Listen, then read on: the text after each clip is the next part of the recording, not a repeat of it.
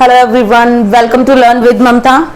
So I hope all of you are fine at your home because conditions are not so very good right now. So in our previous class we have discussed about that endosperm. In our previous class we have already discussed about endosperm. Before endosperm we have discussed double fertilization, क्योंकि अंडोस्पर्म double fertilisation से ही बना है. ठीक है, अब यहाँ पे ये डायग्राम से आपको पता चल जाएगा, ये हमारा एम्ब्रियो सैक है, यहाँ पे एंडोस्पर्म बनना स्टार्ट हो गया. जो दो पोलर न्यूक्लियाई थे उनके साथ आके एक मेल न्यूक्लियस ने कंबाइन किया था, जिसको बोला गया था ट्रिपल फ्यूजन, जिससे कि 3N एंडोस्पर्म हमारा रेडी हुआ था. उसके बाद जो सेकंड मेल न्यूक्लियस है वो एग सेल के साथ कंबाइन हो गया था. ठीक है, जिसको जाइगोट बोला गया. ये आगे तो जाइगोट का डिवीजन बताया हुआ है मैंने. अब ये धीरे धीरे डिवाइड करेगा, एम्ब्रियो में बनना स्टार्ट हो जाएगा, और जो एंडोस्पर्म है it will provide food to the developing embryo. ठीक है, so our today's topic is embryo. Embryo के बारे में हम पढ़ने जा रहे हैं. ठीक है, मैंने बता दिया एम्ब्रियो मेल न्यूक्लियस के कंबाइन होने के बाद जब जाइगोट बनता है वो एम्ब्रियो में डेवलप होता है. इन angiosperm zygote undergo resting stage. When endosperm formed development of zygote start. बेटा जब यहाँ पे स्टार्ट हुआ था ना, जैसे कि अभी इसको नहीं मानते, जब यहाँ पे मेल न्यूक्लियस आके कंबाइन हुआ एग सेल के साथ तो 2N एक स्ट्रक्चर बना था. ठीक है, जो कि क्या था, जाइगोट था. ठीक है, इस लाइन का मतलब ये है कि एंडोस्पर्म डिवाइड पहले होना स्टार्ट कर देता है. जब एंडोस्पर्म डिवाइड होता है तो जो ये जाइगोट है ये रेस्टिंग स्टेज पे होता है थोड़ी देर के लिए. क्यों रेस्टिंग स्टेज पे होता है बेटा? साथ साथ डेवलप होना स्टार्ट हो जाएंगे तो इसको फूड कहां से मिलेगा? तो पहले थोड़ा सा फूड बन के तैयार हो जाता है, एंडोस्पर्म डिवीजन करके थोड़ा सा बन जाता है, उसके बाद फिर ये डेवलपमेंट स्टार्ट हो जाती है, ताकि इंश्योर हो जाए कि डेवलपिंग एम्ब्रियो को फूड मिलेगा. ठीक है, फर्स्ट डिवीजन इज ट्रांसवर्स. जो ये फर्स्ट डिवीजन होती है जाइगोट में, it is transverse division. Results 2 cells are formed. 2 cell बनती है इससे. ठीक है, first one is towards micropylar end, and second one is called basal cell or suspensor cell, or the other cell is formed towards the chalazal end called apical cell, terminal cell और embryonal cell. एक तो suspensor cell हो जाएगी, एक embryonal cell हो जाएगी. ठीक है, अब आपको ये समझना पड़ेगा कि क्या है. The first division is transverse. Transverse division होगा, 2 सेल्स आर फॉर्म्ड. जो माइक्रोपाइलर एंड की तरफ बनेगा, ठीक है, उसको तो बोलेंगे बेसल सेल और सस्पेंसर सेल. माइक्रोपाइलर एंड नीचे की तरफ होगा तो इसको बोलेंगे बेसल सेल, सस्पेंसर सेल. और जो चलाजल एंड की तरफ होगा उसको बोलेंगे embryonal cell, apical cell and what, terminal cell. 3 नाम है इसके, घबराना नहीं है, किसी भी नाम से क्वेश्चन पूछे जा सकते हैं. अब ये ऐसे है, ये जब हम डेवलपमेंट पढ़ते हैं और एनसीईआरटी में दिया हुआ है, ये ऐसे करके दिया हुआ है. ठीक है, अब ये वाला डायग्राम मैंने आपको समझाने के लिए बनाया है कि सस्पेंसर सेल तो अपना बेस बनाएगा यहाँ पे. ठीक है, थोड़ा मोटा होएगा, फूल जाएगा.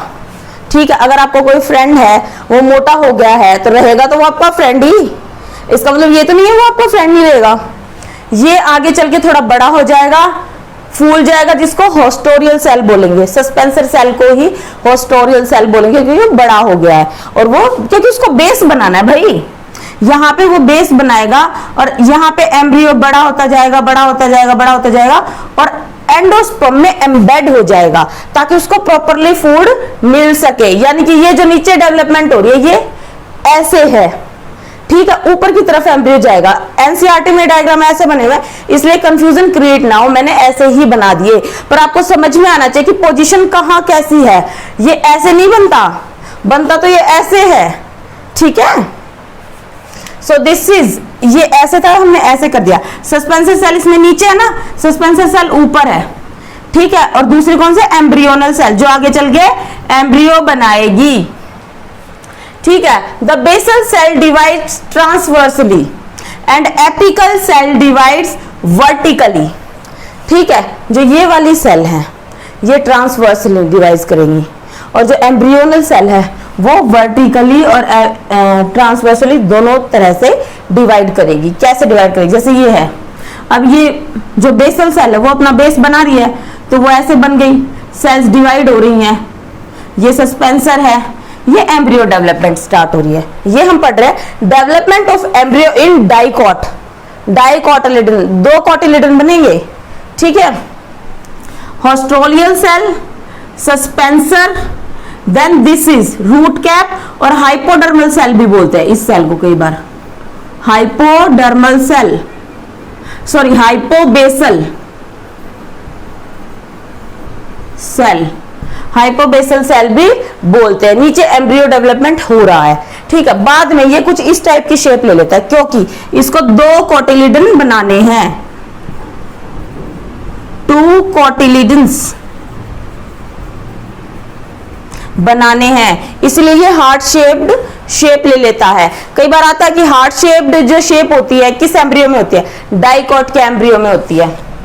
ठीक है, ये इसी तरह से हॉस्टोरियल सेल है, ये सस्पेंसर है, ये 2 कोटिलिडन डेवलप हो गए फुल्ली। ठीक है, अब जो फाइनल डायग्राम होगा वो ये है, epicotyl, hypocotyl, root cap, plumule और these 2 are cotyledons, these 2 are cotyledons. The basal cell divides transversally and apical cell divide vertically. ये हम पढ़ चुके हैं। The hypobasal cell give rise to the radicle and the hypocotyle and epibasal cell give rise to the 2 cotyledons. जो epibasal cell होते हैं वो 2 cotyledons को मतलब 2 cotyledons को डेवलप कराने में हेल्प करती है। Next one is plumule of the embryo, 2 cotyledon भी बनाती है और प्लूम्यूल भी बनाती है एम्ब्रियो का। ठीक है, जो आगे जाके शूट बनाएगा। Axis between plumule and radicle is called embryonal axis. What is embryonal axis? Axis between plumule and radicle is called embryonal axis, called tigellum. Tigellum भी इसको बोलते हैं, you have to remember it. Tigellum इसको बोलते हैं। ठीक है, this is the final diagram of embryo of dicot. ठीक है, बट आपको डेवलपमेंट ऑफ एम्ब्रियो में ये सारे स्टेप्स ड्रॉ करने पड़ेंगे। ठीक है, अब हम करेंगे एम्ब्रियो इन मोनोकोट्स। वो हमने किया था डाइकोट्स में। ठीक है, मोनोकोट्स में कैसा होता है? इसमें कुछ ज्यादा खास चीजें नहीं होती, सिर्फ डायग्राम होता है, आपको वो याद रखना जरूरी है और ज्यादा कुछ नहीं पूछा जाता है इसके बारे में। क्या है कि embryo in monocot have only 1 cotyledon. जो मोनोकोट इसीलिए बोलते हैं उनको क्योंकि उनके पास एक कोटिलिडन होता है। ठीक है, in grass family cotyledon is called scutellum, scutellum बोलते हैं इसको। ठीक है, radicle and root cap are enclosed in undifferentiated sheath called coleorhiza. Coleorhiza बोलते हैं इसको। पहले डायग्राम देख लेते हैं बेटा। जो ये दिखाई दे रहा है दिस इज स्कैटुलम। ठीक है, एक ही कोटिलिडन होता है इसके पास, दूसरा बिल्कुल रूडिमेंट्री होता है जिसको बोलते हैं इपीब्लास्ट। ठीक है, बिल्कुल ऐसे नाम मात्र का ही छोटा सा प्रेजेंट होता है। रेडिकल है, root cap and this is coleorhiza. ठीक है, देन कोलियोप्टाइल, शूट कैप।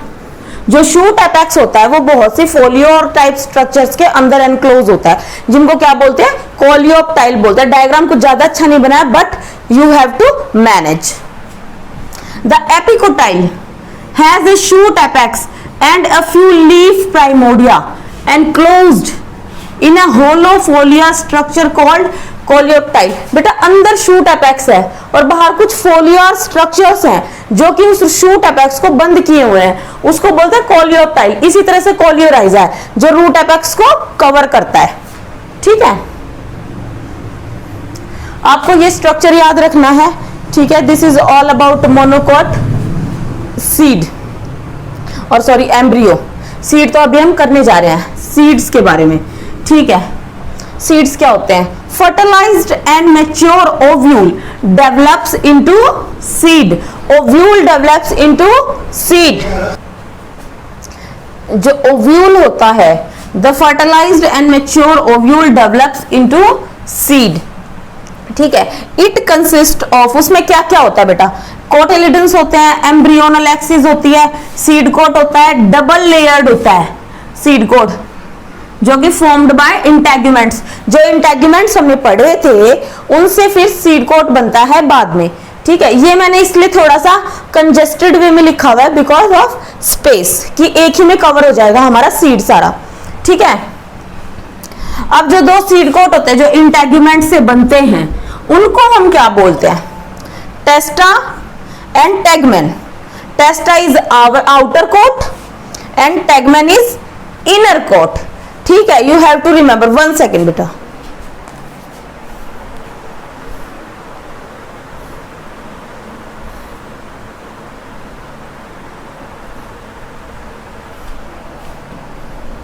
ठीक है, testa is outer coat, tegmen is inner coat. Then micropylar, seed बनने के बाद माइक्रोपाइलर एंड का क्या होता है, small opening on the seed coat. Seed coat के ऊपर स्मॉल ओपनिंग प्रेजेंट होते हैं जहां पे इंटेगुमेंट्स प्रेजेंट नहीं होते, तो ऑब्वियस सी बात है टेस्टा और टेगमेन भी प्रेजेंट नहीं होंगे।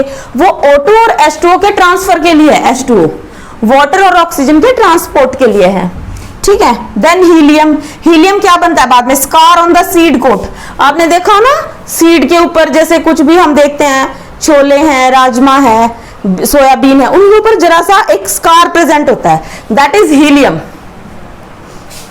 सीड, सीड में भी एल्बुमिनस और नॉन एल्बुमिनस।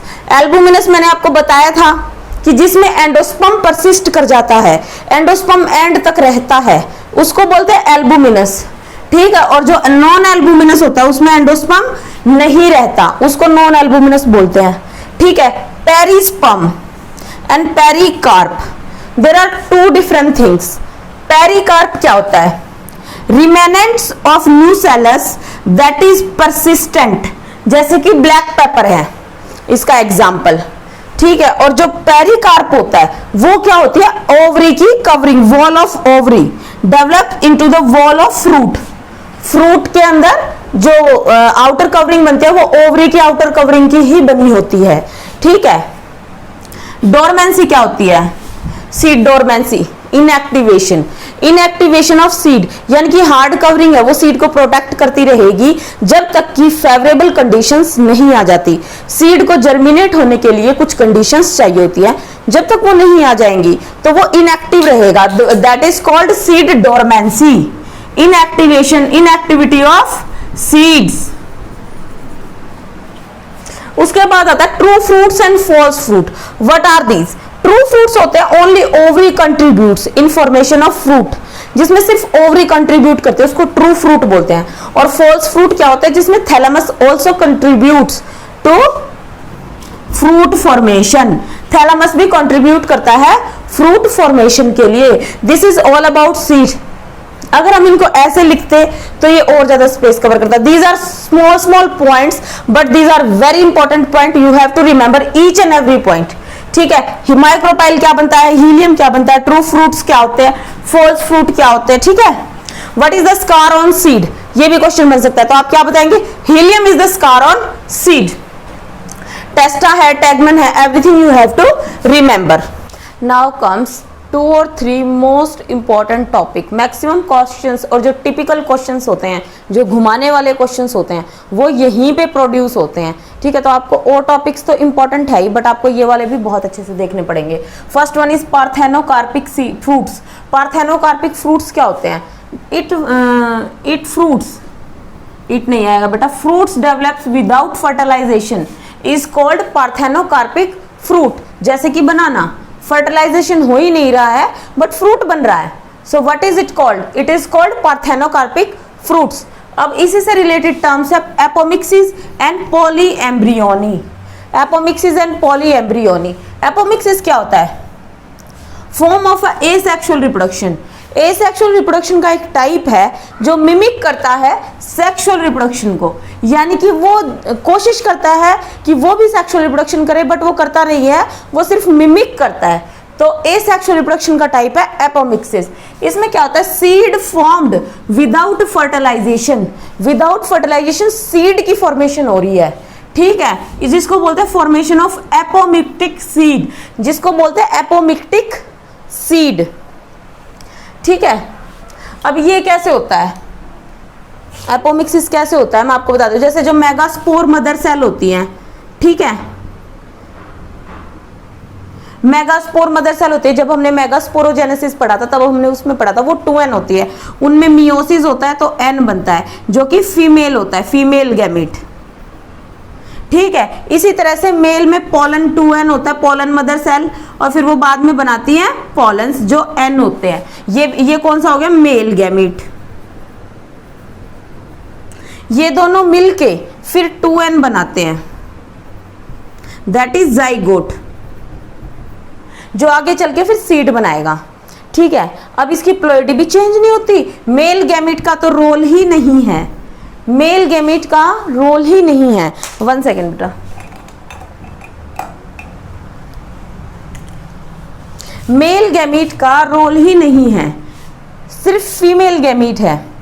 क्या होता है, यहाँ पे मियोसिस होती है, कई बार क्या होता है ये मियोसिस नहीं हो पाती, यानी कि प्लांट खुद भी कई बार ये ऐसी कोशिश करता है कि मियोसिस ना हो, तो यहाँ पे सीधी माइटोसिस हो जाएगी।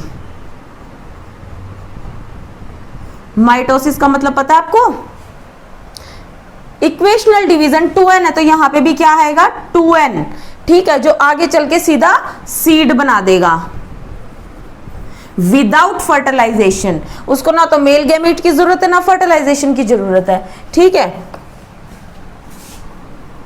कुछ भी नहीं चाहिए,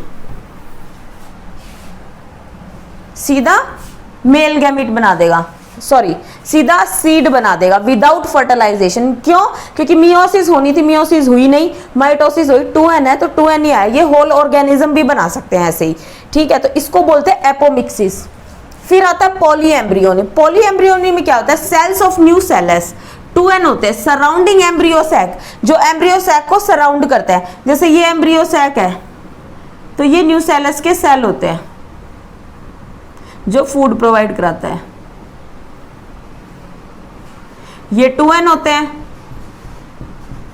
ये क्या करेंगे, protrude inside the embryo sac, embryo sac के अंदर घुस जाएंगे, ठीक है, protrude into the embryo sac and develops into the embryo, और एम्ब्रियो में ही सीधा डेवलप हो जाएंगे, जिसको क्या बोलेंगे हम, पॉली एम्ब्रियोनी। एक से ज्यादा भी हो सकता है। Occurrence of more than 1 embryo in a seed is called polyembryony, और it's often associated with the apomixis. Apomixis के साथ इसका एसोसिएशन हमेशा होता है, ठीक है। This is all for today, okay, or here we ends our chapter, that is sexual reproduction in flowering plant. I hope you like this session.